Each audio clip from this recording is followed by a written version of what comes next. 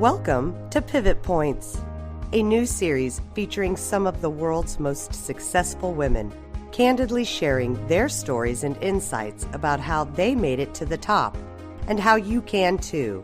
Hosted by Perry Yeatman, a straight-talking global executive and award-winning author who created the career and life of her dreams and now wants to help other ambitious women do the same.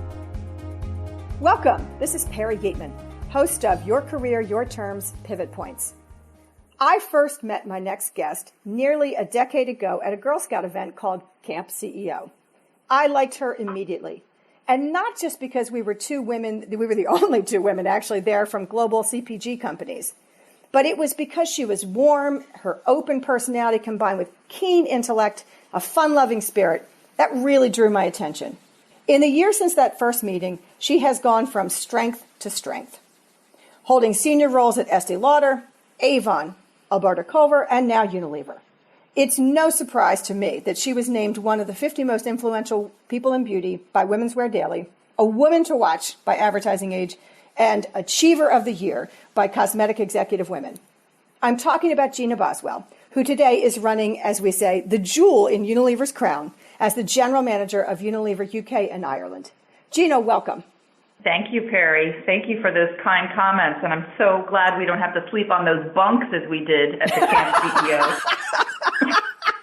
Yeah, I'd forgotten about the bunks, but I have to say I don't miss that part. Yes, I'm with you. So, Gina, we were talking about, in the intro, I gave listeners a little bit of a taste of where you are. But, of course, everybody's journey had to start somewhere. So could you tell us a little bit about what was the job that you think really launched you? Why do you think it was what launched you, and how did you land it? Sure. So you, I think, mentioned Estee Lauder. It's actually quite a while ago now, but I would say that was the biggest, boldest sort of key break that I got. And how I landed it, which is pretty simple, I was consulting to them, and they hired me, basically, to implement the recommendations that I had as a consultant. But why it was the job that really launched me is because it stretched all of my skills that I had, whether it was finance, strategy, marketing, and communications. And the reason was because we were taking Estee Lauder to the public markets for the first time, having been a privately held company for 40 years.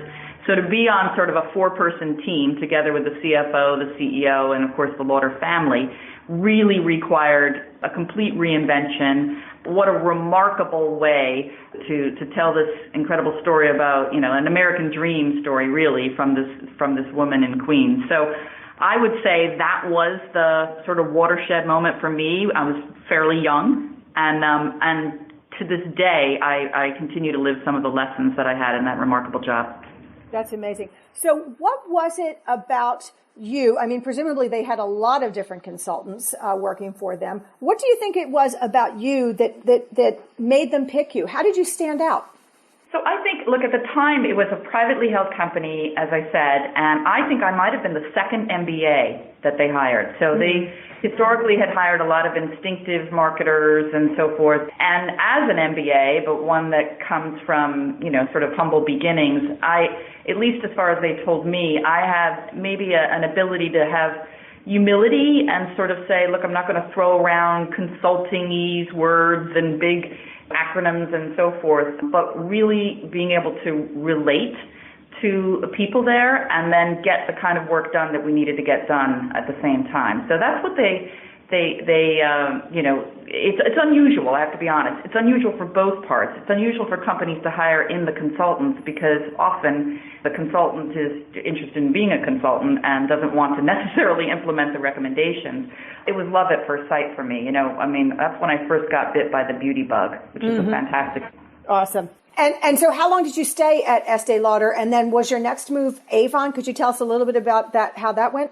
Yeah, so I was at Lauder for 7 years, and as I said, after taking it, working on the initial public offering and then running investor relations for Estee Lauder, and then being in their first M&A department, I actually had a bit of a digression and went to Ford Motor Company, but I'll cut that short and talk about Avon. So then I came back to the New York area And Andrea Jung had asked me to come back to New York and work for a different beauty business, similar products, but a whole different direct selling channel.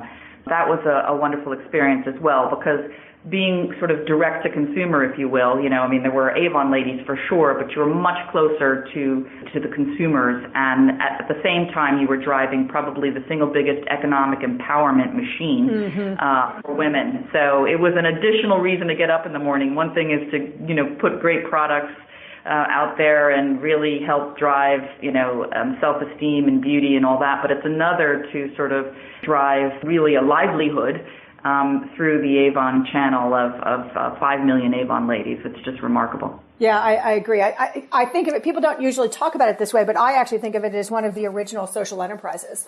Absolutely. And I think that's one of the things that is the most appealing about that business. Okay, so let's jump ahead a little bit. So you've done you've done Estee Lauder, you've done Ford, you've done consulting, you've done Avon. At some point along the line, you got married. I know you had kids. Talk a little bit about whenever that happened, how it was that you made it work. So what compromises and trade-offs did you have to face? And did you ever feel like throwing in the towel? And what did you do to get through that? Yeah, many compromises, as we all do, really. I had, over the 25 years, I had at least 3 memorable dual career battles, because my husband is an equally sort of busy executive. So 3 of those dual career battles I had actually lost, meaning I was following him, as it were, to another part of the country for which, my business, my current employer was not. And so that's made me have to make, other compromises in terms of having what I would call a very nonlinear professional career path. But the compromises that I made are the ones that we all make, which is there were some days that I couldn't be at my daughter's events. But, he is an actual, a full-on partner. So as much as we were working, both hard-charging, I, couldn't have married better, just an amazing person. But then I was able to patch together a network I outsourced everything possible, first of all.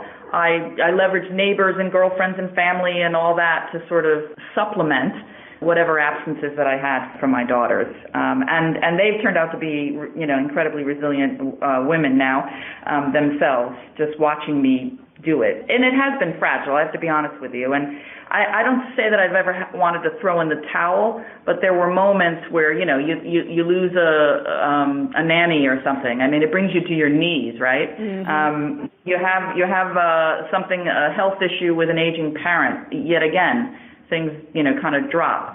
So it's fragile, but I wouldn't have it any other way. Mm-hmm. Yeah, I agree. And I think that one of the things you said, I almost every woman I've interviewed said one of the single most important career decision you will ever make is actually who you partner with. And so you're absolutely right. It matters. The other thing you said I want to just reinforce for all listeners is that you've got to ask for help, right? Because not one of us, no matter how it looks from the outside, not one of us is actually doing this on their own. And so however you decide to get help, paid, unpaid, full-time, part-time, whatever, it doesn't matter. You got to get help at home. You got to get help at the office, or you just can't do it. No, absolutely. There is no superpower, as much as we'd all love to have them. And I've always been taught, my mom, taught me this from day one, the smartest people ask for help. And so, and certainly you see that more and more as you sort of move to higher levels. It is impossible to do all that needs to be done. And so it's your support network, it's your mentors above you. I mean, we're all, human, and it's about getting the right, support system. Absolutely. Yep. So let's talk about how you came up. So on the way, now you were in the women's beauty business. As you know, I worked for Unilever as well, but I don't know those other companies all that well. I'm assuming that even though they are very female-centric in terms of their consumer base, et cetera, that there's still a fair amount of men in senior levels in those businesses. So on the way up, fair or not, women are certainly more scrutinized than men on performance, on looks, on parenting, on kind of like everything we do. And so to some extent, every single woman has to figure out how to succeed in her own way, like a way that makes her feel comfortable and is true to who she is. So can you talk about, did you ever feel more scrutinized? And how did you handle it? And what did you figure out was kind of your way of dealing with that?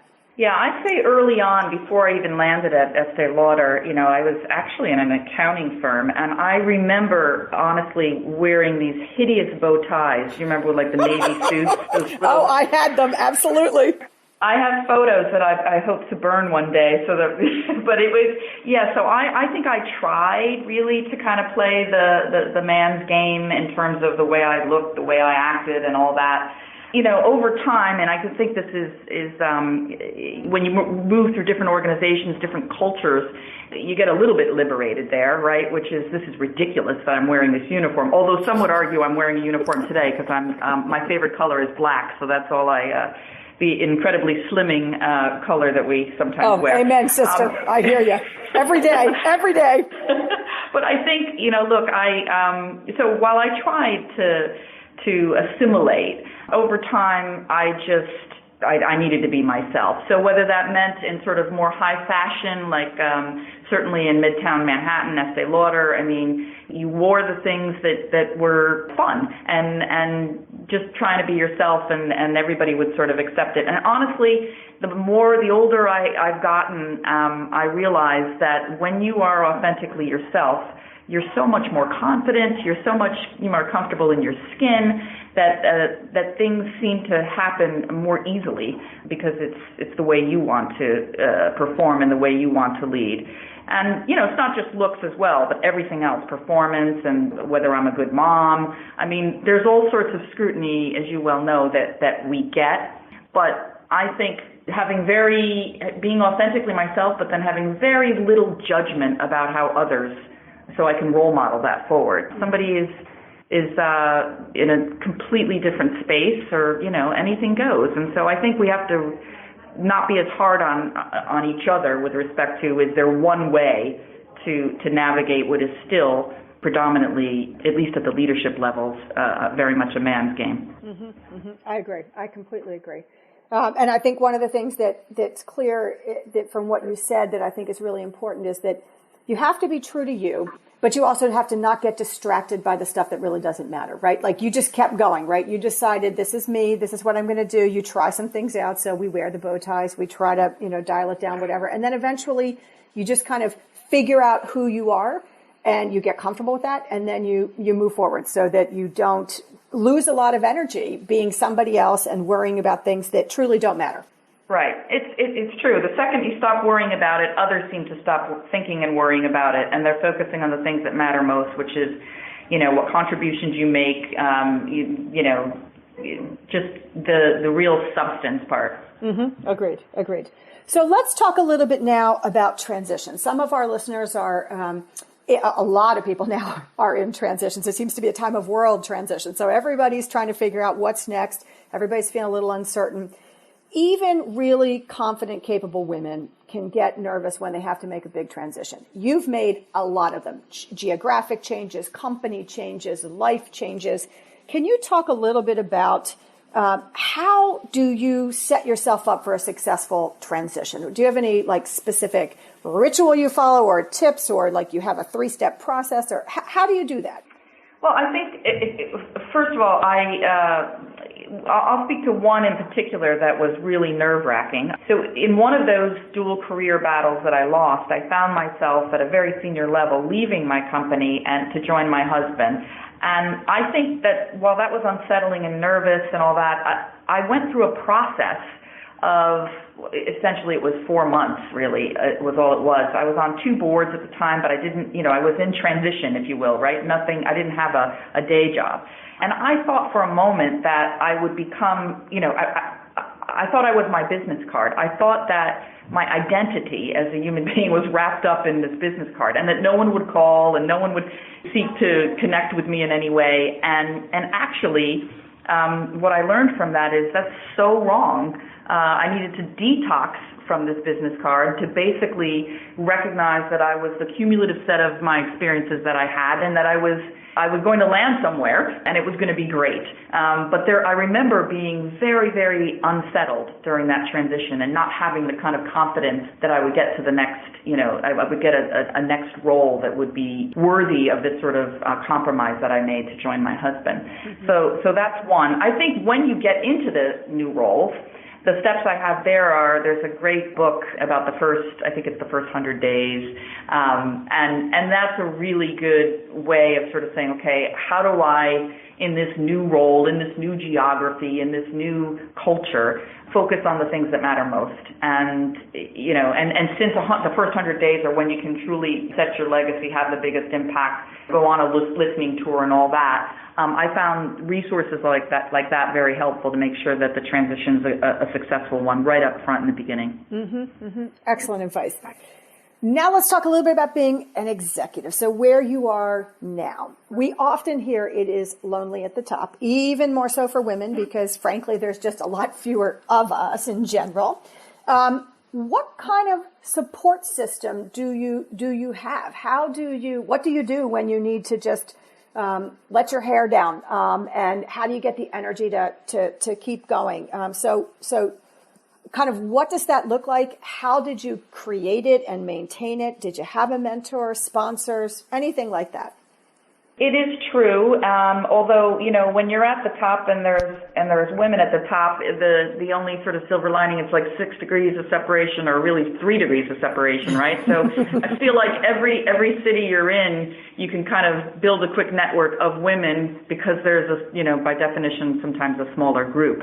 So I'm loving the networking aspect of that and what that means. And I think those are really good to put together. But to answer your question, the first thing is I have been so blessed with mentors very early on, men and women, frankly, that have given me a chance, and regardless of who they are and how many years I've worked for them now or with them, I still connect with them on a regular basis. So I have cultivated these mentors into lifelong mentors. So I still call on a Leonard Lauder, I still call on an Andrea Jung, a Jeanette Wagner, these people who have really been just left an indelible mark on me have stayed in my life. And so I can call them, I don't abuse it, but I can call on them when necessary if I don't know, and I'm at liberty to talk about it openly about, what to do. Could be anything from, like I said, personal or professional. So the mentors have been fabulous. The other thing that I've done is I've joined, some people can do this on sort of young professionals or those sorts of networks. I'm part of the Aspen Institute, this Henry Crown Fellowship. And what that has served for me has been sort of my personal board of directors, people who have absolutely no vested interest in what I'm doing and why I'm doing it. But I can call on them at any moment to sort of say, hey, this little bit uncharted waters here. Have you had this problem before? How did you handle it? And that's been an enormous resource as well. So on top of the former mentors, lifelong mentors, and the sort of this personal board of directors, of which is about 20 people, generally like-minded people in my age, I also have great girlfriends, and they're the ones who sort of, like they say, you know when you're a true friend if you can pick up the phone at 2 a.m., right? Yeah, absolutely. So that's how and honestly, if I didn't have that, it would be an incredibly lonely place. But I've really, really relied on them. I wish I had more time to continue to cultivate that. But right now, they're sort of on call when needed, which is great. Yep, I agree, and I think that.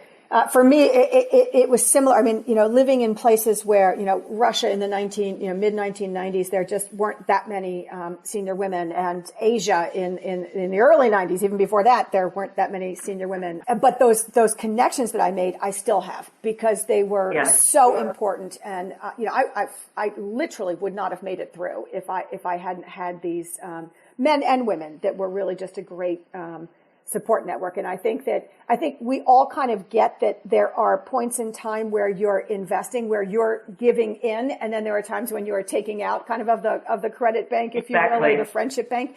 And everybody knows. I mean, I have friends where I won't see them for a decade, and then I'll happen to fly to their country and I'll be like, hey, do you want to get together? And we can pick it up right where we left off. And it's like, really? Wow. I mean, that's what I love about those kinds of very real, none of the posturing, none of that, because there's no time for it, right? It's like there's just, if I wanted more posturing, I would just go back to my day job. This is exactly right. And actually another side benefit of social media too is at least you kind of feel like you haven't lost connections, whether it's, new births of children or whatever. These keep these friendships alive at the same time. But you're right. We pick it up right where it's left off. And for some reason, when somebody knows you that deeply, they know your vulnerabilities, they know things about you, that I think that's why it stays always fresh. Yeah, I agree. Excellent. So every woman I know, every successful woman has at some point faced a bad break or, had a real failure or been on the receiving end some really unacceptable behavior.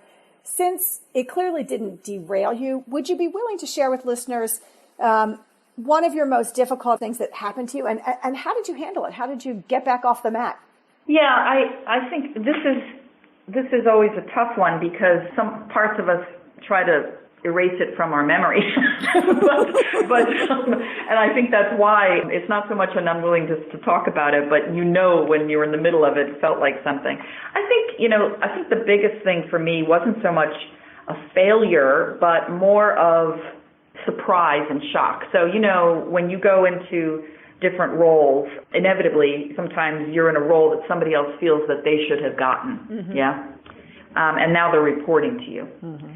And I think this was the one that I found the most difficult, right? Because here you are, you're put in a role, you're supposed to build the team, make it strong, and yet this person is got this, resentment right from the beginning. So you can put on all the warmth and the respect and the admiration for what's been built and all that, but you have a small probability that you may not be successful because you can't get this person over the edge, right? Mm-hmm. And I had that experience, but on top of that, this person had this notion that the reason why I got the job, in part, was because I was a woman. Thank you. And I think this was also part of the coping mechanism, the rationalization. But as you know, that's like there's no bigger insult, right, to a woman is that's the reason why they got the job, which led me to think, okay, let's be honest. How come we haven't been saying that the reason why men have gotten their jobs is because they've been men? I mean, it's one of those things where, we have to sort of let it roll off of our back. But in a long story short, what I did was I worked really hard on getting this person to buy into my leadership and to give them the complete empowerment to do what they do best and to be the wind beneath their wings and sort of lead from behind and all of that stuff. And it almost worked, but inevitably I could tell that it wasn't going to happen, so I needed to move that person into a different spot. And so I'd say that was maybe not a failure, but for me, I always feel like I can turn people to their full potential and not have it be a personal issue, but sometimes that's just not reality. Mm-hmm. Well, and as you say, the truth is that it takes two to tango. And so sometimes it doesn't matter. There's no way you can do it alone. If the person won't meet you even part of the way, then it is what it is. But it is still something, and I think maybe this is more female, in the sense that we actually feel that as a failure because we thought for the company it would have been better if we'd been able to get that person, motivated and contributing in the way we knew they could. And it doesn't always work. And I think you did exactly the right thing, which is you have to then just move on and not feel it as something that was your failure, but just a disappointment and it didn't work and pick yourself up and keep going. So make the tough choice, move them out. Yep. Okay. Yep. Thank you for sharing that. Let me now move to what I call the kind of fun round, which is just a couple questions, not so much about career advice, but much more so kind of about, just fun. Give people an idea of who you are and how you think and whatever. So the first one is, what is the one word you would use to describe your professional path so far and why? Circuitous.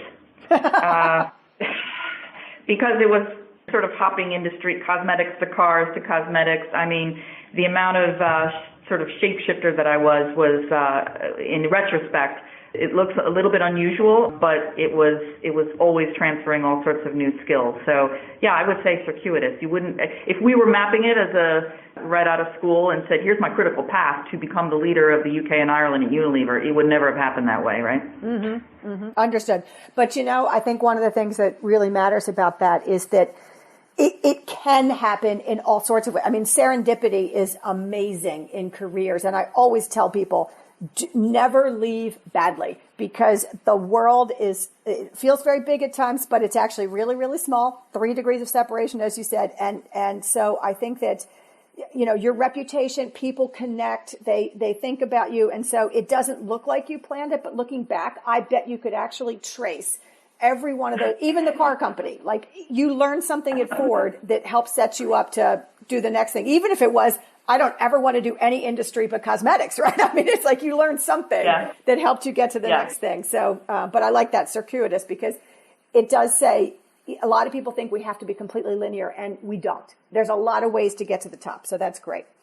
Second question is, if you had the opportunity to have a superpower roundtable, I don't care whether this is drinks or, dinner or lunch or breakfast, whatever you prefer, with 3 to 5 women, living or not, who would they be and why? This one, so I would say Maya Angelou, Malala. Yep. This is a tie, but I would say Eleanor Roosevelt, maybe. Mm-hmm. And actually, I sit here in Britain, I'd say Emmeline Pankhurst or Susan B. Anthony, you choose. So a suffragette, effectively. And the reason why is, well, first of all, can you imagine the discourse across all the generations, from Malala all the way to Eleanor Roosevelt or Emmeline Pankhurst? I think these are all fearless women, and I would want to just sort of have what they're having, meaning even lean in more to the fearlessness, and how do they conjure that up at those moments, whether it was Malala on the actual bus or whether it was Emmeline and just amazing fearlessness. And as I think about my daughters, I love it when they exhibit that fearlessness, because I think it will take them so many places. Mm-hmm. I agree. So I'll share a little story. I just, I adore my daughter, right? And so she's 12 now. And for most of her life from age 2, they said she's probably going to be about 6 feet tall. And so my husband and I are pretty tall. My stepson is 6'5". So I figured, okay, maybe she will be 6 feet. So I had put her into ballet at like age 3, because I thought, if she's going to be 6 feet as a girl, I want her to stand proud. I want her to have, good posture. I want her to learn how to move these limbs that might be very long. Anyway, she may not be 6 feet, as it turns out. But when she was still on that course and she said that she wanted to be a dancer, I said, okay, honey, that's great. I said, now you can be anybody you want to be. Just know that is not the easiest sport for somebody who's 6 feet tall, right? It's like, it's just not a natural thing. And so you may have to work a lot harder than your counterparts to be able to do some of these things. And she said, okay, Mom, I understand, but I want to be a dancer. I want to be on Broadway. So I said, okay, fine. Whatever you want, baby, you can do it. And so a couple days later, she comes back, and she was probably about 11 at this point. She comes back, she's done the research, and she says, so Mom, I have figured it out. If I stop growing at 5'10" and a half, I can still be the middle rocket. And I said, I'm like, what? She said, I went online. She said, they have, she said, how they're all uniform, because I'd taken her to see the Rockettes like all the time when she was little. And she said, they all have to be within an inch of each other. You're right. It's like, apparently it's 5'5" to 5'10" and a half. And so she said, Mom, these standards were for women who are already 25. We're all getting taller. It may even be 6 feet. So she said, there's only one position as the middle rocket, but I could be it. And I was like, okay, babe, I am so not worried about you. And then she started getting into ballet, and I thought, oh God, now it's getting even tougher. I said, sweetie, I love that you want to do ballet, but I said, remember, it's going to be really hard for a guy to pick you up, right? Like if, it's just going to be more challenging. You have to get a really big guy. She said, Mom, I'm not worried. She said, I'm going to be the first girl who lifts the boy. Oh, I was good. I just thought, okay, so I have no idea, at 12, who knows, right? But it's like, I just love that she was just so, like, she just went off on her own. I had nothing to do with these suggestions, and she did the research, and she came back, and she thought about it, and she's just like, I have it solved, Mom, don't worry. I'm going to be fine. And she is. Well, I think you've done good, Perry. Oh, it's so cute. I love her. Every day, it's just priceless what comes out of their mouths. But anyway, okay, back to the interview. So, last question I wanted to, well, there's one I always give, which is there anything I didn't ask you that you'd actually wished I had, and what would that be? I was surprised you didn't ask me about sort of geographic moves. And so now that I sit here in Great Britain, and I would have wanted maybe you to ask how important, I think that is. And the answer is hugely important, because I think moving around, and certainly in this global economy that we're in, is so important for perspective. It's so important to understand different cultures. I think, true leadership, I certainly had a lot of great global roles sitting in the U.S., but nothing takes the place of actually living in another country and seeing the lens on your own home country in a different way, but also understanding different consumers and sort of the whole patch of different societies and so forth. So I'm surprised you didn't ask, especially since I know you've moved around quite a bit. and I'm sure you have lots to say about what it means to be an expat and all that. But So I would strongly recommend that people, especially as mobility is important for female leaders, right, to sort of get a notch in their belt with respect to being in leading in different countries with different views on women and so forth. I think that's so important in this next generation. Well, see, now it comes out even better since I didn't prompt it. Because, yes, I am the one who wrote the book in 2007 called Get Ahead by Going Abroad. Because I firmly believe that that's what women should do. And I've worked in more than 50 countries, including the UK, where I lived and worked for about 3.5 years and loved it. So I completely agree with you. But I try not to completely just put my agenda into every interview, so I wasn't going to go there, but I am delighted. I am delighted that you raised it, and I should have probed on it. You're right, so thank you for that. Yeah.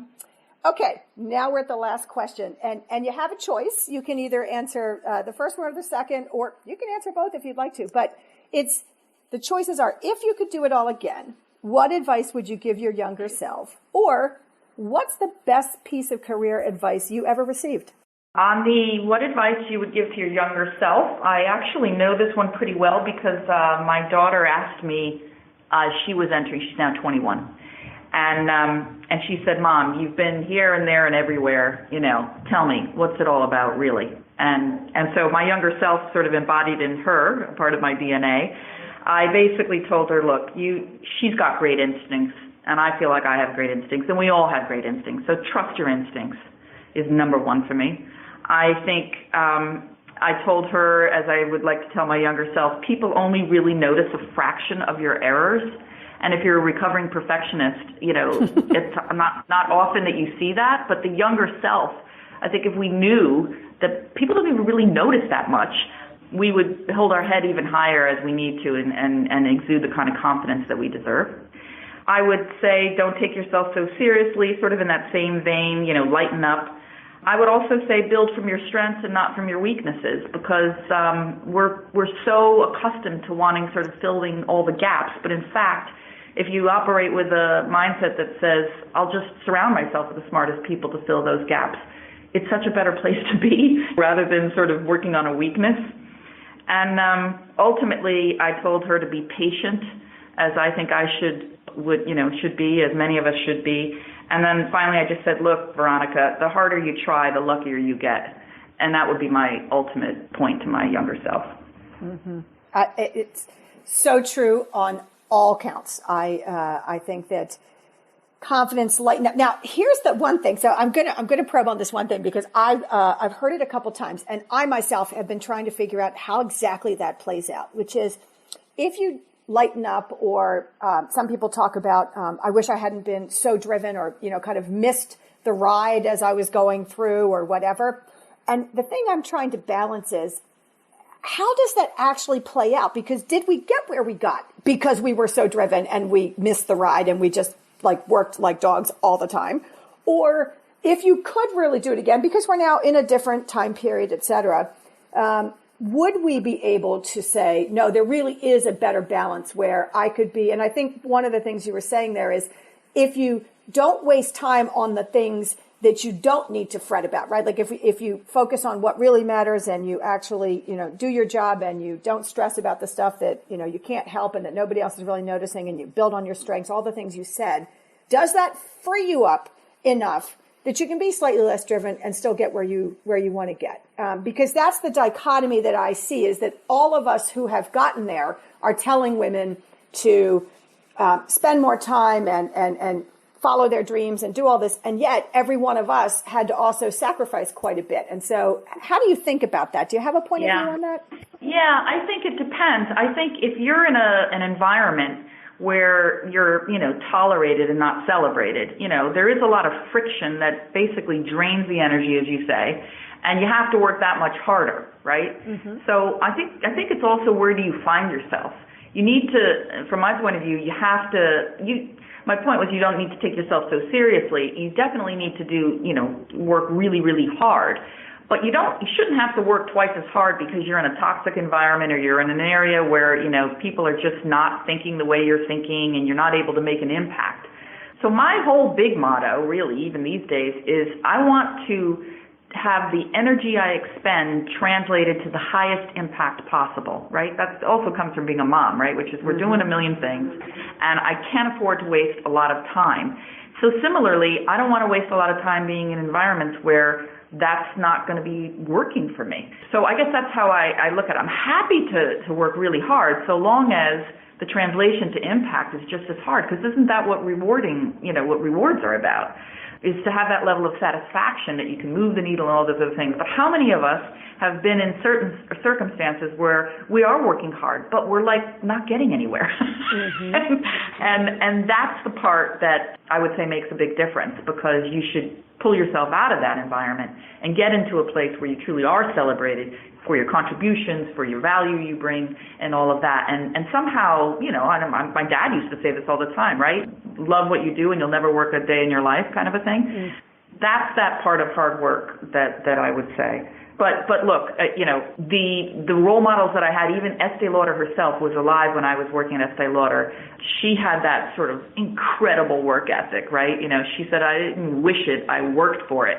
And so you're right, it is a lot of work, but I think, and there will be inevitable trade-offs, there'll be compromises, there'll be all of that. And then, even as I look at my daughters these days and I say, I'm so sorry that you were so geographically unstable, guys, because I moved them everywhere.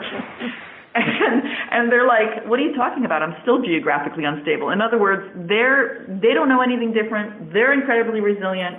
And I hope that one day they will be able to say those great things, and that it wasn't a sacrifice, that it actually made them richer as human beings. I am certain that's where they're going to come out. But, Gina, I don't think anybody has expressed it that well. So I am glad I probed. That is excellent. Go to a place where you are celebrated, not just tolerated, and that it's not about not working hard. It's about making sure that as you're working hard, that you get the greatest translation and impact. I couldn't end it at a better point. Thank you so much. Thank you on behalf of listeners. Really, really great to hear from you. And hopefully we'll get to catch up sometime. Okay. Thanks so much, Perry. Appreciate it. You've been listening to Pivot Points, a series designed to help ambitious women have the careers and lives of their dreams. To hear more interviews, go to www.yourcareeryourterms.com. And be sure to tell us what you think. If there are topics you'd like covered or people you'd like interviewed,